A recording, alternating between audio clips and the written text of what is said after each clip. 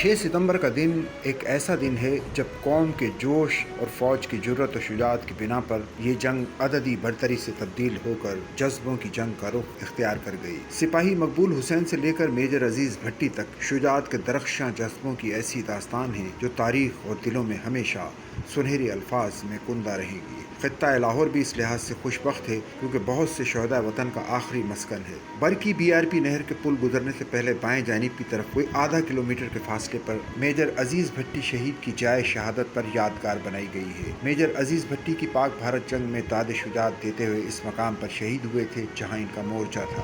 ان کی بہادری پر انہیں نشان حیدر سے نوازا گیا۔ 6 ستمبر 1965 کی رات بھارت نے بغیر کسی پیش کی اعلان جنگ کے ہماری سرحد پر حملہ کر دیا۔ میجر عزیز بھٹی کو لاہور پر حملے کی اطلاع کے ساتھ ہی حکم ملا کہ فوری طور پر اپنی کمپنی کے ہمراہ برکی سیکٹر پر پوزیشن سنبھال لیں جہاں سے دشمن فوج لاہور میں داخل ہونے کی بھرپور کوشش کر رہی تھی۔ میجر عزیز اپنے جوانوں کے ہمراہ BRB نہر کو عبور کر کے اپنے ممکنہ ٹھکانے پر پہنچ کر فوری انتظامات مکمل کیے اور پوزیشن لے لی۔ ایک مکان کی بلند منزل پر دشمن کی نقل و حمل کا جائزہ لیتے رہے اور بہت مستعدی سے دشمن کی تمام سرگرمیوں کا خاتمہ کر رہے تھے جس کے نتیجے میں دشمن کی بڑی تباہی ہوئی۔ دشمن نے اپنے شدید نقصان کے بعد اپنی پوزیشن کی جانب شدید گولہ باری شروع کر دی۔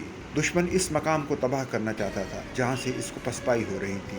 دشمن کے شدید حملے کے نتیجے میں یہ مقام تباہ ہو گیا جس کے بعد میجر صاحب اپنے ساتھیوں کے ہمراہ نہر عبور کر کے پچھلے کنارے بحفاظت لوٹ آئے اور جنگی حکمت عملی کے تحت BRB نہر کے کنارے محاذ پر پہنچے اور اس جگہ پر مورچہ بنا کر پوسٹ قائم کرنے کی ہدایت دینے لگے کیونکہ سارے سیکٹر میں یہی ایک بلند مقام تھا جہاں سے دشمن کی حرکات کا جائزہ لیا جا سکتا تھا۔ میجر عزیز بھٹی اپنے فرائض منصبی انتھک انداز میں انجام دے رہے تھے یہاں تک انہیں مسلسل 3 دن جاگتے رہنے کی وجہ سے ان کے آفیسرز نے آرام کا مشورہ دیا مگر انہوں نے دفاع وطن کی خاطر انکار کر دیا اور محاذ پر ڈٹے رہے اور دشمن کی گولہ باری کا جواب دیتے رہے۔ دشمن کو اندازہ ہو گیا تھا کہ اس سیکٹر میں آگے بڑھنے میں جو رکاوٹ ہے وہ پوسٹ کی وجہ سے پیش آ رہی ہے۔ دشمن نے اس جانب پیش قدمی کرتے ہوئے شدید گولہ باری شروع کر دی۔ میجر عزیز بھٹی اسی مورچے پر پوسٹ پر کھڑے دوربین کی مدد سے دشمن کے نقل و حمل کا جائزہ لے رہے تھے اور احکامات دے کر مناسب ڈگری پر گولے فائر کروا رہے تھے جس سے دشمن کے بیشتر ٹینک تباہ ہو گئے۔ اتنے میں ایک گولہ مورچے کے قریب لگے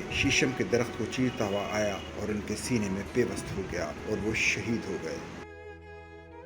سچل نیوز نیٹ ورک کی ویڈیوز میں خوش آمدید۔ ناظرین، ویڈیو سے متعلق اپنی قیمتی رائے کا اظہار کمنٹ باکس میں ضرور کریں اور چینل کو سبسکرائب کریں۔